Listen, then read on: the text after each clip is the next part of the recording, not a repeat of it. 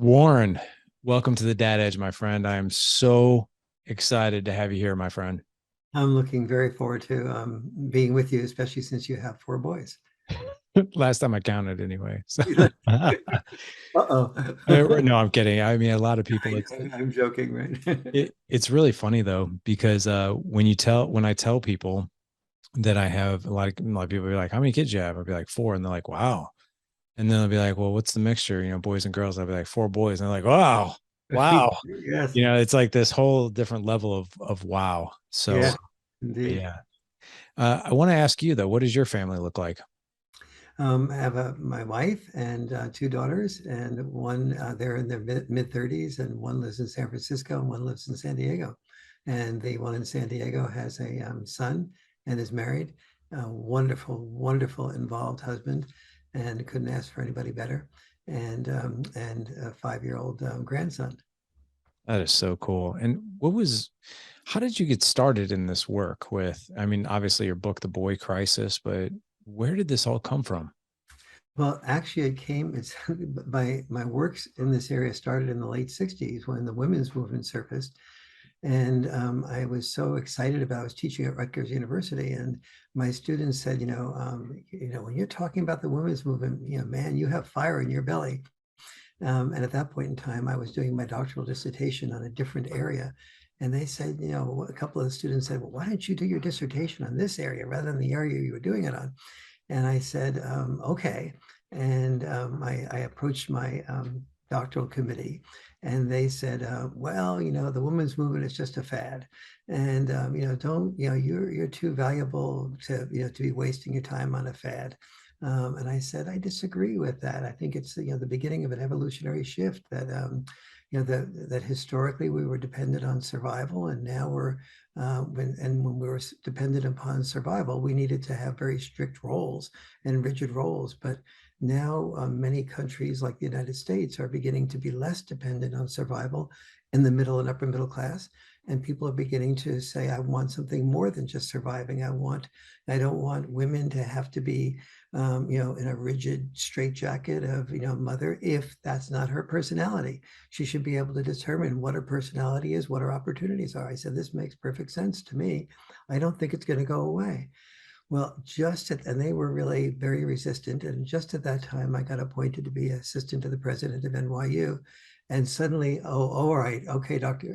Warren, if you want to do it that way, you can. And so I got to do that. And then that led to my being appointed or asked to run for the board of directors of the National Organization for Women in New York City. And that deeply involved me in the women's movement, and I began speaking all around the world in support of the women's movement. But then about 5-10 years later, I began to see that I looked at studies of children of divorce and saw that children that did not have a significant amount of dad involvement were having a lot more problems on maybe 10 or 12 levels at that time. When I did the research for the boy crisis, it ended up being more than 70 different levels that boys without dads had problems on, and girls without dads have problems in most of those areas as well. Just boys have them more intensely. And so I presented, my initial findings to the board of NOW in New York City, and where I was on the board, and and I was met with like total silence. It was like, and then as we drew each other out, they said, Warren, a lot of women, write us saying that they're now members in part because we support them to have the choices that they want after divorce. And most women want to be involved with the children, and they don't necessarily want to be living their life attached to this man that they feel was a mistake. And so if they meet a new man and they want to move out of state and to a better neighborhood with a better job, or maybe the new man works or whatever, or start a new life, we want them to have the freedom to do that. That's part of women's liberation. I said, well, to me, women's liberation is freedom to do exactly what you want to do until you have taken on responsibilities like having children. When you have children, there's a shift that happens, and you go from rights to responsibilities combined with rights. But the responsibilities to your children come first. And if the children are benefiting more from father involvement than not, in addition to mother involvement, then we have, I think, a different responsibility. And silence. It was like, Warren, do you realize that most of your recommendations for speaking engagements come from us? And that, and you're supposed to be supporting women's options. And then my response was, as I said before, but I could feel, and then they said something I agreed with, which is that, this is only the beginning of the research. That you agree, Warren, that you don't have a lot of longitudinal studies because, divorces have only been happening at this enormous level in the last 5, 6 years. And so these kids are only 5 or 6 years older, not 20 years older, and maybe they'll turn out just fine. And so I said, granted, okay, I'll do more research, but the handwriting was on the wall. I saw the vibe that basically said, if your findings are that children really need their dads, that this and that will limit the rights of women to be just get involved, not have the biological dad involved, then don't expect many speaking engagement referrals from us. And so, and I just decided to follow the research and do what I felt was right. And, fortunately, I'm fairly good at investing, and I was able to invest money in a way that allowed me to be able to live off of the enormous loss of income that followed that, somewhere between 10 and $22 million over the course of my lifetime. Wow, that is absolutely unreal. S Yeah, I'm interested in diving a little bit deeper on the data, some of the Sure, sure, statistics. But absolutely. before we do that, would you mind just taking 1 or 2 minutes? I would love to know about your childhood and maybe the relationship you had with your own father. Yes, absolutely.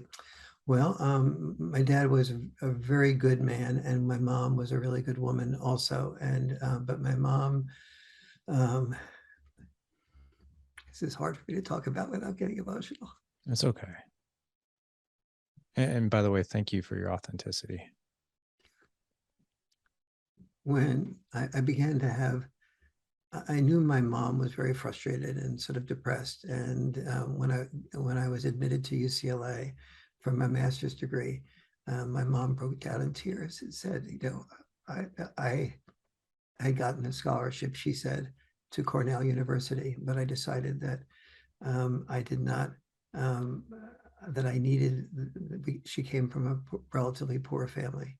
And she wanted to have clothes to be able to attract a man, to be able to have financial security while she was young and beautiful. And she was very beautiful. And so I made that decision to have the money to get clothes rather than to even though I had a scholarship to Cornell, didn't cover more than a fraction of the expenses. And so, but I think I made a mistake. I married your dad, and that was okay, but it wasn't exactly, I could tell that it wasn't exactly a love marriage. It was more like a marriage of the time, which was, that he looked like he would be good to provide financial security. And my father, and my mother ended up dying very prematurely, from some aspect of probably depression, and at the age of 48. And my father had, saw that in high school, it was the guidance counselors and others were telling him I had a gift for writing. And he was making it really clear to me that, Warren, if you're a great writer, that's terrific, but only about 1 out of 100 authors get a publisher, and if you can't find a publisher, you'll never find a wife. And it was like, Wow. so, and if you never find a wife because you can't find a publisher, you'll be a starving artist. That there's a reason the word starving artist is a word, and that includes writers. And so why don't you just do something where you can get a good, make a good living. And I had a gift in mathematics, and my father was an accountant. And it was like, go where your gifts are, and the gifts that can make money. Right? but I just didn't feel that that was right for me. And my father was very disappointed in my decision to sort of move in the writing type of direction. And it was not until I told him that it was his generation that had done such a good job taking care of survival needs that it freed our generation to be able to do things like getting in touch with what fulfilled us rather than just what is survival. And that if I couldn't find a wife that was pleased with me for being somebody who was a caring, loving man who was fulfilling himself by writing and contributing to the world in that way, um, that I would that would be I'd have to deal with that. But I imagine that there were some women that would appreciate that and not require an enormous amount of income. And besides, you, Dad, have taught me to, you're very good at finances and business. And so I've picked up a lot of that from you. And I think I will be able to sustain myself. Well, it wasn't until I got my third book contract that my dad said, "Congratulations, you're an author." Um, and so, and he began to soften, and realizing that he had done his job in protecting me from going off into fulfillment land without being able to earn an income. Wow. So thank you again. I really want to acknowledge and appreciate you for your authenticity, talking about something that obviously pulls on the heartstrings. So thanks for giving Mm-hmm. that, trusting me with that and trusting the audience with that. Really appreciate that. I always love it when we strike a chord with someone that, because when we get to know somebody's heart on the podcast, not just their mission, not just their book, what they're doing, but who they are. And I Yes, just got this really beautiful glimpse of who you are. And but thank you for doing that. I appreciate that. And thank you for sharing your childhood and what it was like with your mom and dad. thank you. I'd like to dive into some of the data Mhm. when it comes to boys that don't have either a father figure in their life Mhm. or perhaps a toxic one. What are some of the very specific statistics that you've seen? Yeah, boys are really having major issues these days. Most of us are sort of aware of only one of the areas of danger for boys, which is recognizing that it used to be 60% of the people that attended college were males and 40% were females. And a lot of people are aware now that that's reversed, that it's about 60 some odd percent females and about 40% males. Most people aren't aware that in the education arena alone, that statistic is misleading. That because boys, once they get into college, are far more likely than girls to drop out of college. So in about 3 years from now, it's projected that there'll be twice as many girls, women graduating from college as there will be boys or men graduating from college. Now that's a problem on the surface that most people can quickly grasp. However, the problem goes much deeper than that. Most women who are college graduates are not interested in marrying and being a mother with a potential father who is a college dropout or a high school dropout. And males are dropping out of high school far more than women are. And males who drop out of high school have more than a 20% unemployment rate in their 20s.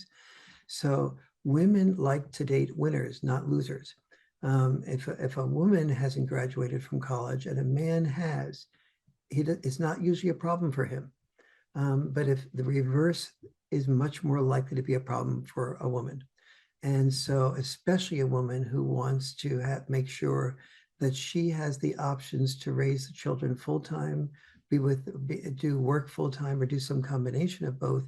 If she wants to be what I call a multi-option woman, when children come along, she can either work full time, children full time, or some combination of both. If she wants that option, she intuitively knows, if not statistically knows, that it's going to be a lot better if she marries a man who has the option of earning money, because no one sort of articulates it this way, but usually when a woman is pregnant, a man says, the father says, well, I have three options too. If he's middle or upper middle class, I can work full time. I can work full time, or I can work full time, or work overtime if he's an executive type of male, or work two jobs if he's working class male. And so he calculates those inside of himself. But if he's dropped out of high school or dropped out of college, and the woman has graduated from college, she's not usually interested in having a long-term relationship with him. And here's what the downward cycle is. So he, at the age of 18, 20, 22, has a huge amount of testosterone, is approaching women, and experiencing himself as either sexually rejected right from the start, or if he's tall and good looking, he might be sexually accepted, but he's eventually rejected as a long-term father candidate. And so the man who becomes attached to a relationship with a woman, most people don't know this, but that man is far more likely to be depressed when the woman and he break up, because after a woman and man break up, a woman is much more likely to go to her women friends for solace, and her women friends are likely to convince her that, she really was worthy of a man that was better than this, especially if a man dropped out out of college. What about that doctor? What about that lawyer that you were dating? They're much more worthy of you. And so she gets a lot of reassurance from her women friends. He does not usually get much reassurance from his men friends. And so he's much more likely to go into depression, and in worst case scenarios, suicide. And if the rejections are again and again and again, it could also be, and he's raised only by a mother and not a father, and he has no strong father figures to teach him to create structure and discipline, which is oftentimes the background of somebody that's dropped out of college. Then he can move into a very serious negativity of feeling angry at the rejection. And that can lead to, in the very worst case scenarios, that's usually the background of all in the 21st century, all the mass school shooters who killed 10 or more people, all had that background. Dad deprived,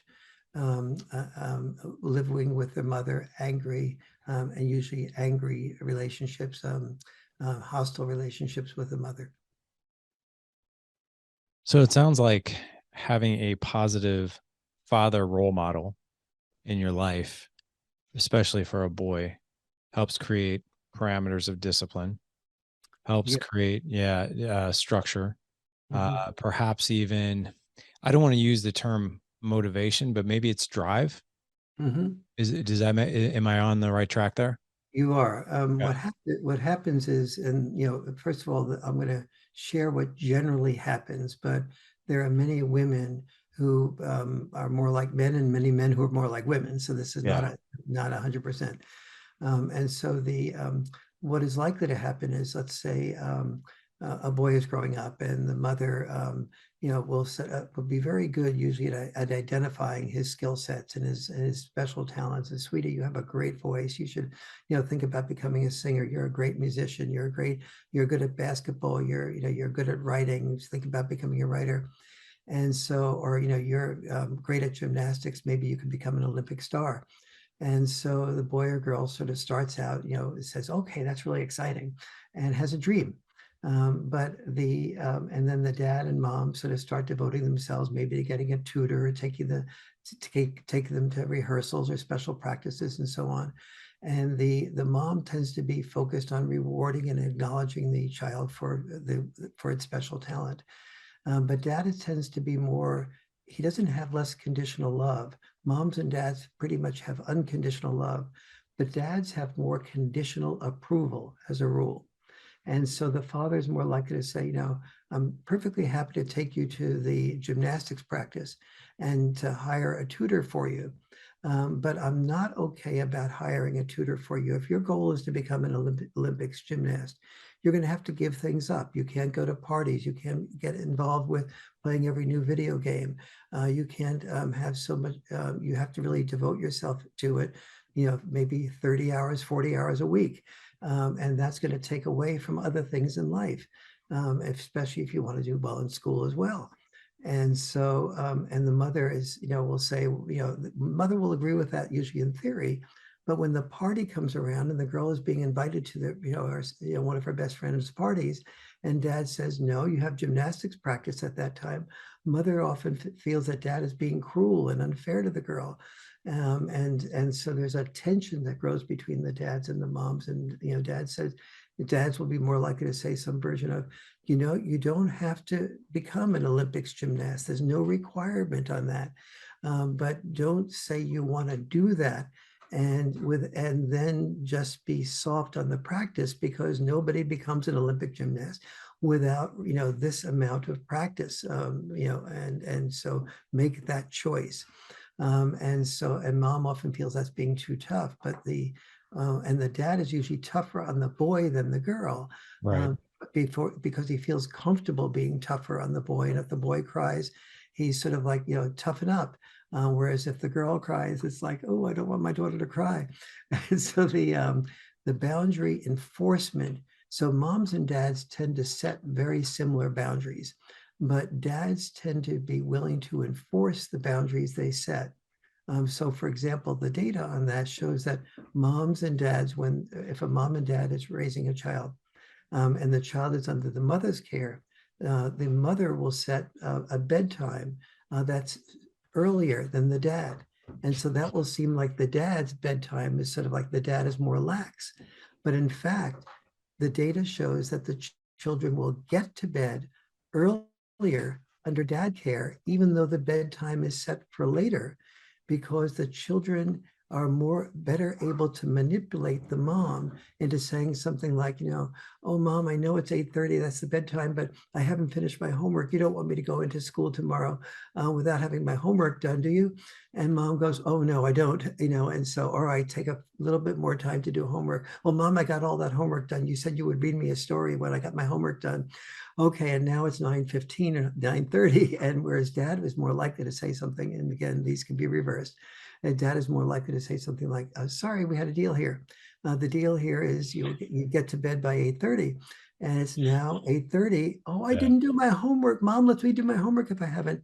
That's your responsibility to get your homework done before. You had plenty of time to do that. You have to organize your time so you get your homework done by 8:30, but I'll go into school. I might fail my course if I don't do my homework. Then you take responsibility for failing. That was your decision to make. And mom will think, oh my goodness, you're setting her up for failure in school. And dad's inside of himself saying, no, I'm setting her up to take responsibility. Yep. And so those differences will often happen. And you see these differences on so many levels. So for example, a dad will be much more likely to roughhouse with the children. You have 4 boys. You probably do a fair amount of A roughhouse little. with your children. Right. I assume that a little was facetious. You do a Oh lot of, yeah. Yeah. yeah, There's exactly. there's always chaos and wrestling, and my two older one, especially my 14-year-old, he's like super strong these days. He throws me around now, which is a Wow. little scary. Yeah. Yeah. Yeah. The boundary is a new boundary, like Yeah. treat dads nicely. So the dad will typically say something like, all right, let's say he has 3 kids, 2 are boys and 1 are girls, and 1 is a girl. And he says, you might do something like say, okay, the 3 of you get in the couch and you could jump onto my back. And the game is going to be the 3 of you have to pin me down before I pin all 3 of you down together. All right, dad. And mom's looking on and going, oh my God, I feel like I have, and dad, I feel like I have only 1 more child to monitor here. And the mom is feeling like, but the kids do seem like they're having fun. And on the other hand, I feel like they're going to be, somebody's going to get hurt sooner or later. But maybe dad will recognize that. Maybe he won't. I really should interfere because I don't want the kids to get hurt, but I don't want to interfere because I don't want to be controlling. And so, she's going back and forth inside of herself. And in the meantime, the dad and the kids are having a lot of fun. And eventually, sure enough, there's only about a 99% chance that dad will be right. I mean, that mom will be right and that somebody will get hurt. And so mom goes, oh, now I feel guilty that I didn't interfere. I had that intuition. I should have paid attention to my intuition and interfered sooner. But on the other hand, maybe dad will learn its lesson this time. But instead of learning his lesson, mom sees dad say, okay, listen, Johnny, you can't stick your elbow in Susie's eye like that in order to win at the roughhousing. Okay, dad, I got it. No, we'll do it again. Then they get back to the excitement of roughhousing, and sure enough, they do it again, or some version of that. And then usually what most good dads do is say, okay, I gave you the warning and you violated the warning. So now there's no more roughhousing for this evening. We'll do roughhousing maybe in a couple of days, if you guys are good, but no more roughhousing tonight.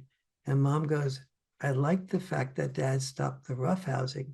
I can't believe that he's promising them he'll reschedule the roughhousing. It's now twice that the same outcome occurred. Didn't he learn his lesson? I really think I do need to intervene. And so then this tension is growing. But what no one understands is that at the next time around is when the payoff comes. Mm-hmm. And this time when dad says, if you push your sister or brother aside too aggressively, like you did last time, then the roughhousing will stop. This time, when the kids start to think about pushing their brother or sister around too aggressively, they realize that dad's not going to just warn them again. He's going to stop the roughhousing. So what are the kids learning? They're learning first postponed gratification. Immediate gratification is push my brother or sister aside in order to win at the roughhousing.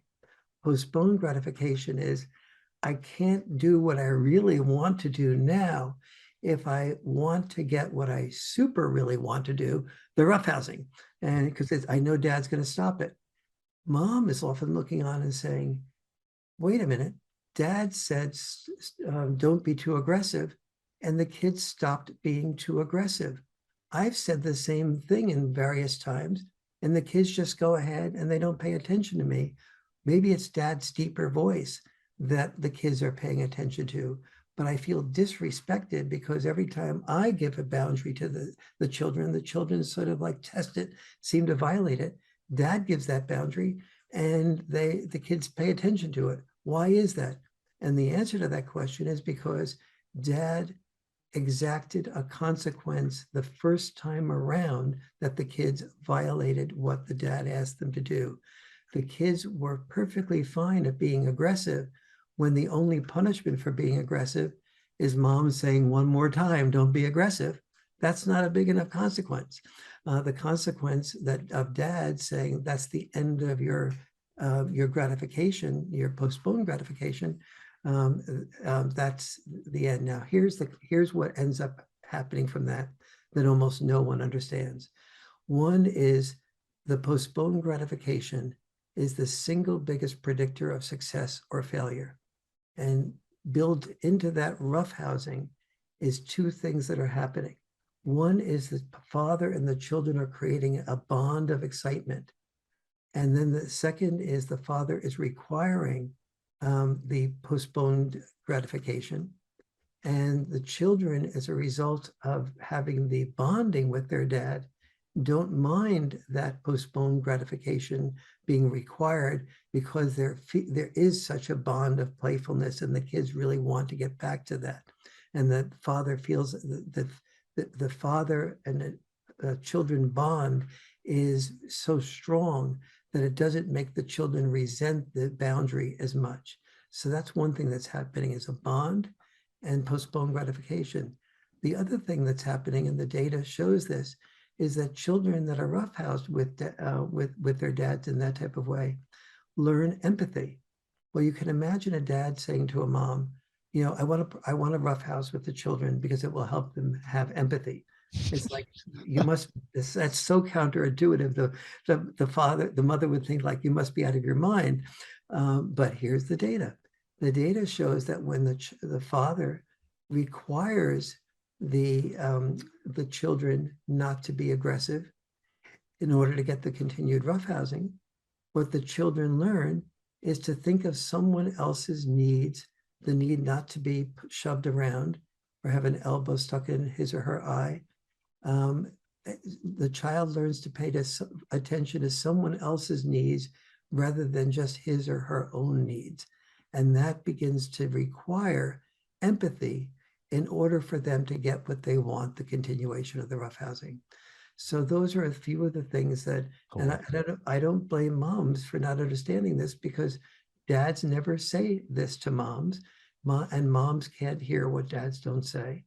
And I don't blame dads for not saying it, because the reason I wrote the Boy Crisis book was because there were so many things that parenting magazines and other books on parenting did not explain to dads or moms, even though dads have to take responsibility for reading very few of those parenting books to begin with, or the parenting magazines. But even when they do, their way of looking at the things that dads do intuitively, they don't read about. They're not there in those parenting books or magazines for the dad to even learn the positive values of roughhousing, how to explain it to moms, and then how to negotiate with moms to get the best of what mom has to offer, which is the caution, usually more caution and protection, and the best of what dads have to offer, some of this type of roughhousing, but to make sure that there's a backup system to make sure it doesn't get too aggressive.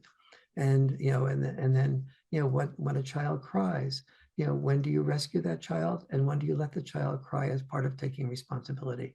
All these types of things are legitimate parenting questions, and the most important thing that needs to be learned by most parents is how to hear each other's perspective without arguing for your own perspective only.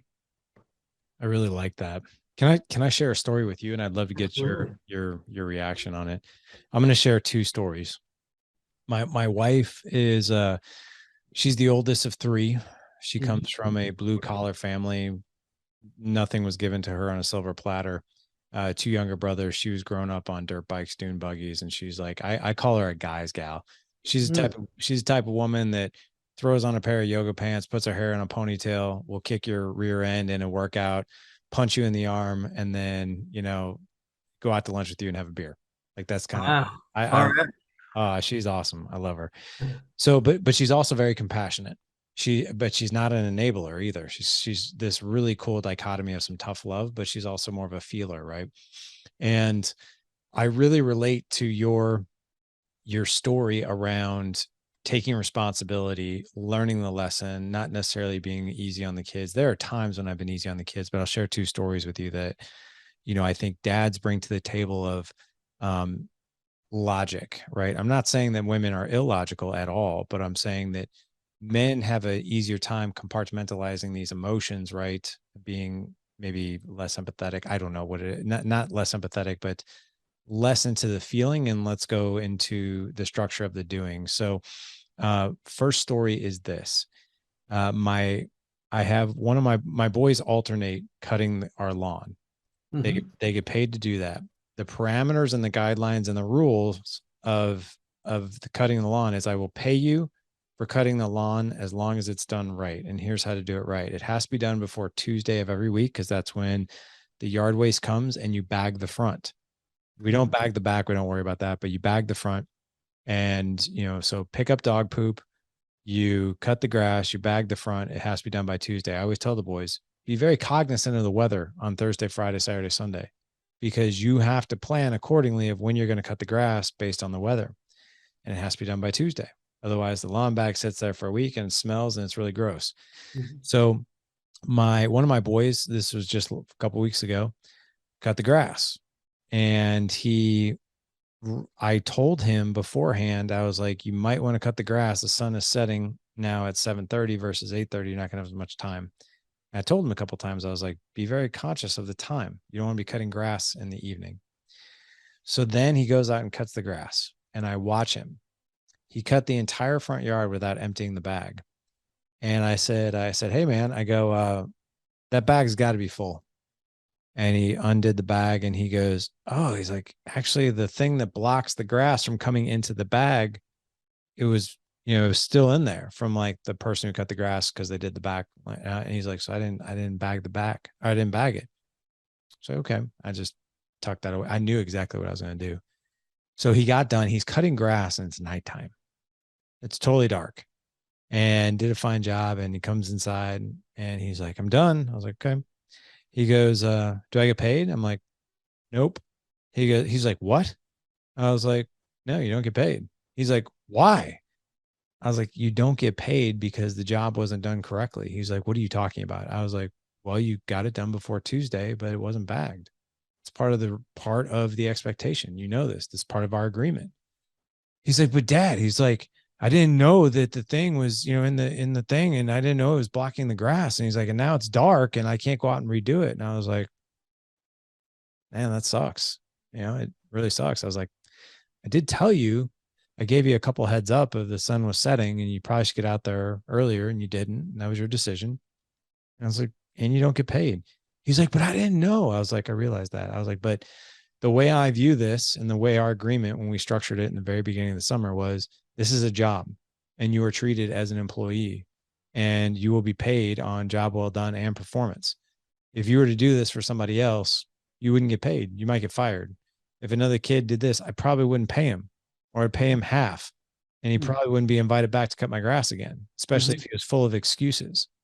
I was like, and he just kept arguing and arguing. And I was like, listen, man, I'm actually teaching you. I know you don't get it now, but I'm actually teaching you a valuable lesson right now. I'd rather you fall on your face with me than to fall on your face on the job.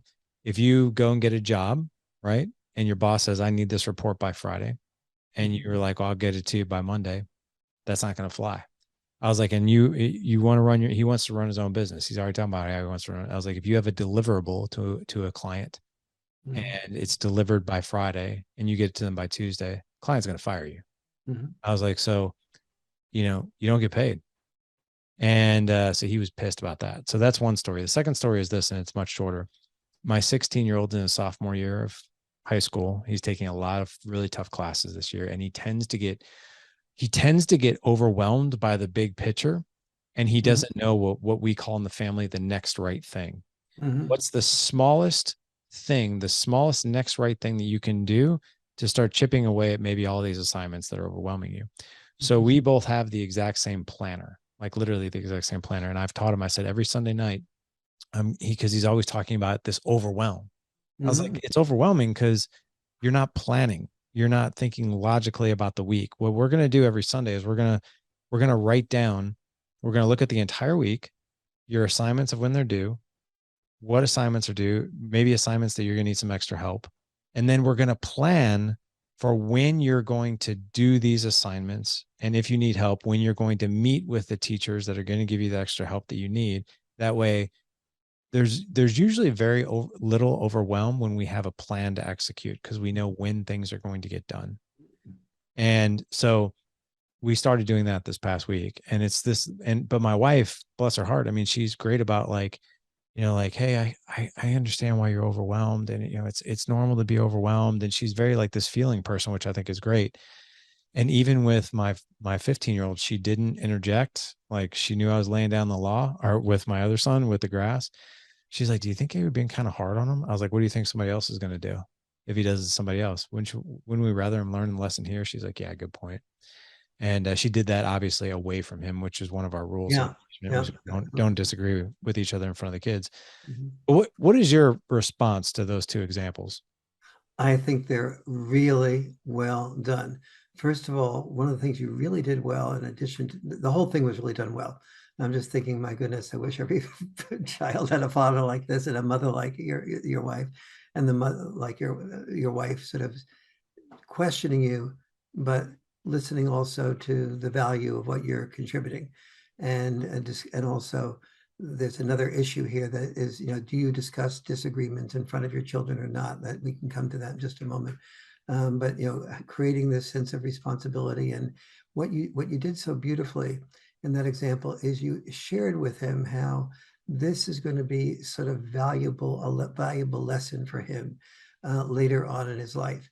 And I guarantee you, when he has children, that he will be doing the exact same thing that you did, because he will see how valuable it was for him when he had a job to be able to be responsible. And he'll see the bosses getting in trouble, being upset with kids that have excuses, that always have an excuse ready for not doing something on time. And when and if he owns his own business, which he probably will, and the upset that he will have about kids that have excuses, which his generation has is filled with excuses, because they've learned to get away with things and not have that sort of sense of requirement, and the huge amount of entitlement in the youngest generation, because everything's about wanting our children to be happy and fulfilled, which is very good up to a point and very dangerous. And I say dangerous consciously, because it can leave the children fired again and again, not hired again, not promoted again. And that can be depressing to children, to young people as they grow up and want to get have their own family and have a need for financial security. And so that can become very depressing, especially for a male who feels like he's rejected again and again, because he doesn't know how to do the things that show responsibility, that lead to promotions, that lead to being able to help financially support a family. The next issue is when is it helpful to have a disagreement in front of your children or not? One of the things that I do is to teach couples communication classes around the country. And if one is having, if a father and mother are having disagreements and that they're leading to an escalation of tone of voice or anger, it's best to keep that away from the children. But if you're able to know how to hear each other, the thing that I teach in my couples course is a very strict discipline structure for being able to hear the differences that you and your partner have, by completely hearing your partner first. And then after you listen to your partner, sort of asking them, did I distort anything? Did I miss anything? Is there anything new that you want to add? But we're biologically natural. When our biologically natural response to criticism from our partner is to be defensive. And the reason that's biologically natural is historically, when another kinship network or tribe criticized us, we feared that that was a potential enemy. So it was functional for survival to get up our defenses. But it's very dysfunctional for love to be defensive. So if our kids are seeing an arguing pattern of defensiveness and escalation of responses, that's best to keep away from the kids, because it creates an enormous fear and insecurity on the part of the kids that my parents may break up, and and I'll be a product of divorce, so to speak. I won't have my dad or mom around anymore, and I want them to be together. However, the best thing that one can do is to really master knowing how to respond to criticism without being defensive, in a way that demonstrates for the kids a way to have a difference with somebody while your partner really listens to you and responds in a way that's constructive. This is much more complex than I have a chance to describe here, because it's because responding non-defensively to criticism is so biologically unnatural. It takes a very careful discipline and structure to know how to do that. It's, you can't just tell people to listen non-defensively, because it's too deep in our genes to listen to criticism defensively. But when my wife and I did this, and my daughter came to me with the first boyfriend that she had problems with, as soon as I started explaining this process, she goes, "Oh, yeah, that's what you and mom do all the time." And without knowing that she knew it, she just sort of saw that around her. And so that method of disagreeing while listening was already a part of her experience, although she hadn't translated it yet to that new boyfriend. Wow. Yeah. It's another quick story for you, because that's one of the guidelines of Jessica and I. I grew up seeing my mom fight with every guy she was married to and every guy she was dating. And it there was a part of it that made me feel very unsafe and very uneasy, because Mhm. I was always like, man, it's going to be another broken relationship, another broken home. This guy's going to leave. Um, Jessica and I have been married for 19 years. We have very tight guardrails of how we interact. So, like for instance, rules of engagement when we disagree, we use the same voice tone that I'm using with you right now. Mm-hmm. So we don't yell, we don't scream. We never ever in the 26 years I've known this woman, we've never called each other a name because it's a rule we've lived by. I've never called my wife a bitch. She's never called me an asshole or anything like that. And I never will. Um, there, I think I love your point here, and I'm going to tell you why. Jessica and I hardly ever fight, hardly ever. Like it's once in a blue moon, and our kids never see us disagree. And there's a part of me that I think, in a way, our kids see this great loving marriage and relationship, and I'm very the way that we view our relationship is we're teaching these boys how a woman loves a man and how a man loves a woman. That's Yeah. our vision for this. Mhm.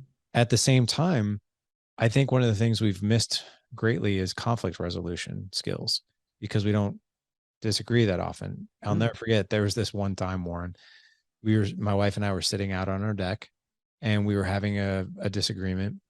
And my oldest son walks by and he kind of got a listen of the voice tone that we were using, which wasn't that bad, but he knew that something was up. Mhm. And he goes, "Are you guys arguing?" And I was like, "Yeah, yeah, we are." And he goes, "Are you gonna get divorced?" And Yes, I was yes. like, "Dude, no." I was like, "But you know what? Pull up a seat."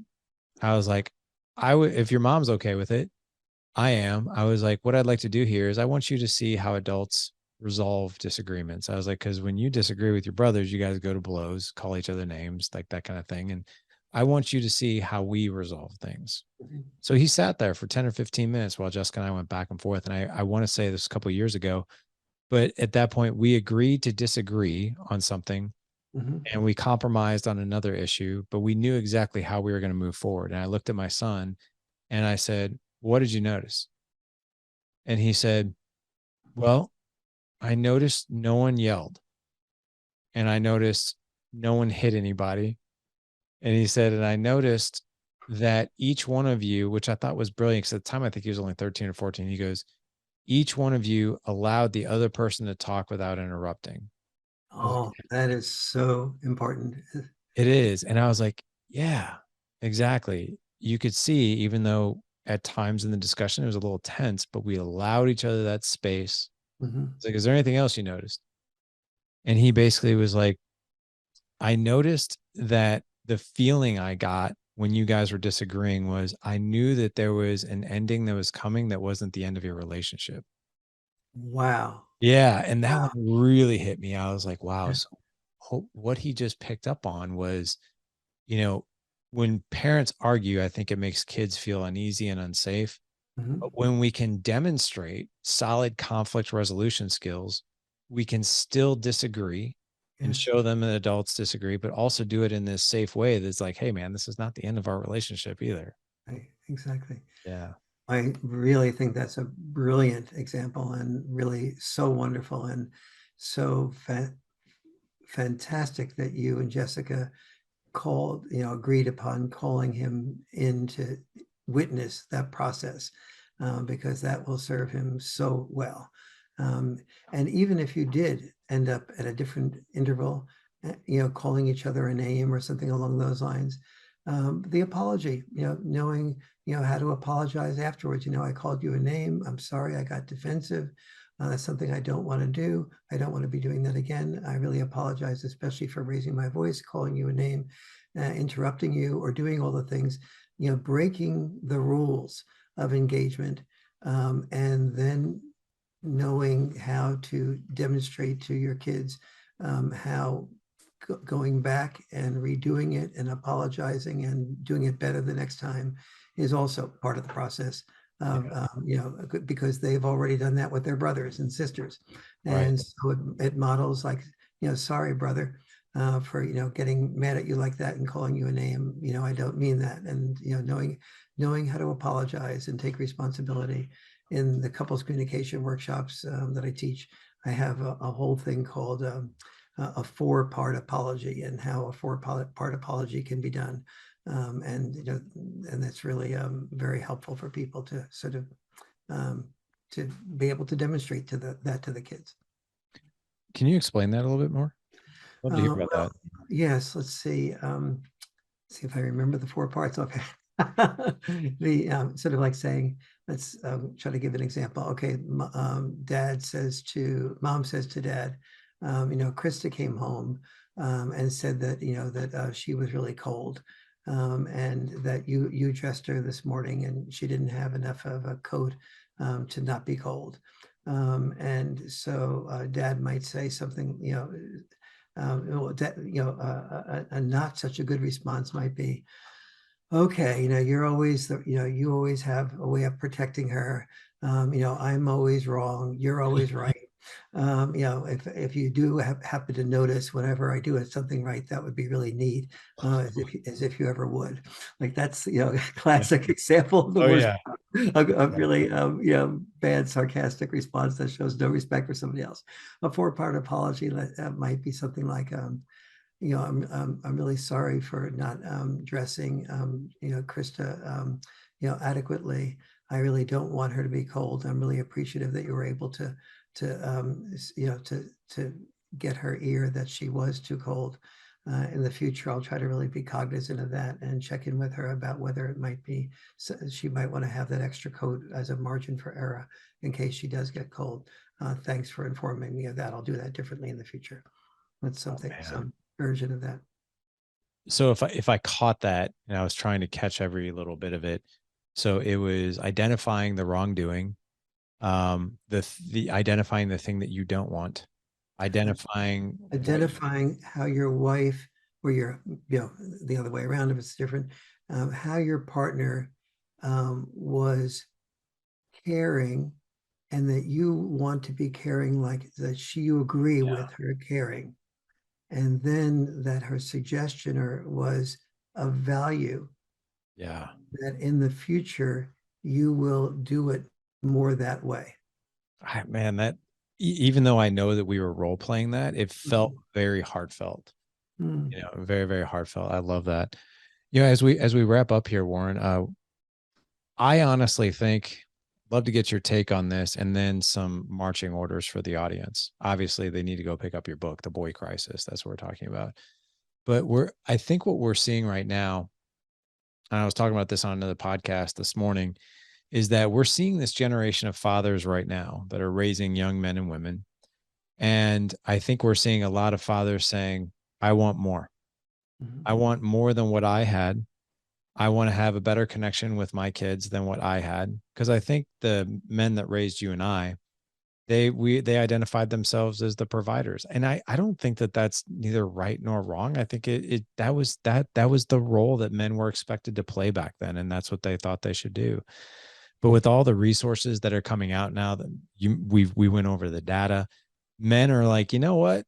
I want more than that. But the gap is man, Warren, Larry, like, I don't know what that looks like. I don't know exactly where to start. I feel a bit unarmed because I don't know what to do next. If you could actually just simplify, like a dad who's listening to this podcast right now, and if you were just to help him identify, hey, I see where you're at. I see the gap and you don't know exactly what this looks like, but here's one or two or maybe even three things that you can start doing that will help you move forward in your journey. Very good. Number one, I would say pay attention to two parts of the Boy Crisis book more than any other parts. One is the part on part four on the importance of father involvement. What happens to children that do have a lot of father involvement versus those that don't on average? Why the minimal amount of father involvement leads to, or no father involvement leads to, why dad deprived children leads to problems in more than 70 different areas for both sons and daughters, but more intensely for sons. Much greater likelihood of depression, of suicide, of drug addiction, video game addiction, porn addiction, dying from overdoses, and so on, and decrease in IQs, increase in weight, so many other things that, and decrease in empathy by lack of father involvement, like I mentioned before, loss of not learning postponed gratification, as we talked about with the roughhousing. So Know your value. Men who know their value almost and feel that they're needed almost always respond to knowing that they're needed. So every generation has had its war. And during each war, some version of Uncle Sam said, "We need you to be willing to die so the rest of the world can, the rest of the countries can survive." Men were willing to die in order so that other people would survive. When men are told they're needed and know why they're needed, they respond positively. If you're a mom, read the portions, especially of the Boy Crisis book, that talk about the difference, the 9 or 10 differences in dad style parenting from mom style parenting, of one example of which I gave before with the roughhousing, and what things like the roughhousing and teasing and letting kids take risks up to a point, what those things contribute to children's increase in intelligence, increase in knowing when a risk goes too far, when it doesn't go too far. And so really learn about that. And then second, pay attention go on my website, warrenfarrell.com, and get a hold of the couples communication video and the online video that I do that for a very small price will allow you and your partner to go through and really know how to communicate about the differences between dad and mom style parenting, so that you have what I call checks and balance parenting, and you have a good way of modeling the type of communication that you and I just talked about, so that your children can see that disagreements can result in agreements, or disagreements can result in compromises, or disagreements can result in just agreeing to disagree, and the children can witness that and see that, as opposed to arguments and escalations that lead to divorces and lead to their having enormous insecurities. Most importantly, if you ever do get a divorce or you're in a divorce situation, read about all the things that, if you have to be a single mother, read about all the things that you can do to minimize the likelihood of problems coming as a result of being a single mom. Know how to get, there's about 10 reasonable solutions. They don't substitute for the involvement of the biological dad, but they sure improve the gap between the lack of biological dad and having no other of the things that I talk about in the Boy Crisis.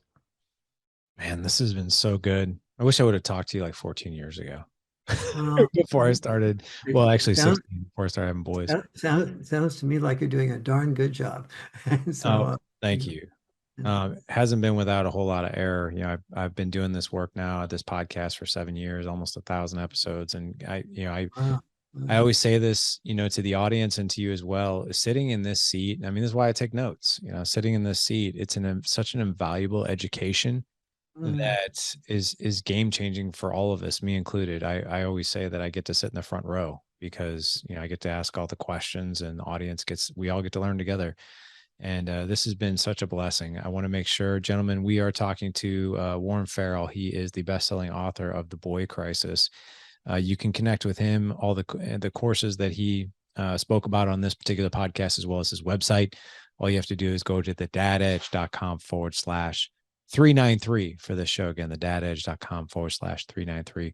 Warren, thank you so much for reminding us as fathers how important our role is, the data that supports that, and the book and the resources that you've written for us that we can create a better future. Thank you. thank you. You're just a wonderful question asker. I love the way you make contributions of your own personal stories, and I really just totally appreciate the model that you have become for both your wife and you, and how Jessica contributes in such a in such a loving way, and a way that creates good dialogue, but also understands the value of tough love. That tough love does not mean less love. It's a different type of unconditional love with more conditional approval. So our kids learn how to get approval that allows them to grow. Mm. And you're a wonderful interviewer. Oh, thank you very much. I love the way you ended that, especially. Can you repeat that tough love is not the absence of, how did you say that? I just want to make sure we catch that. That was so Okay. good. Oftentimes we hear that moms love their children unconditionally. Yeah. We need to know that dads and moms both love their children unconditionally, but dads often feel that unconditional love incorporates conditional approval.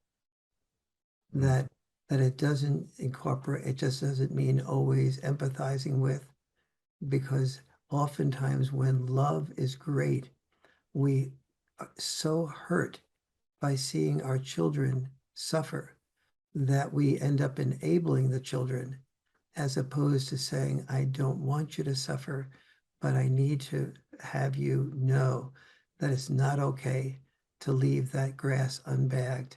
You may be angry at me now, but you will see the value of learning how to plan ahead, to mow that lawn when it's light, not dark, to stuff the bag, because you'll become the most valued employee, and you'll understand that the conditional approval was part of my unconditional love. Gosh, man.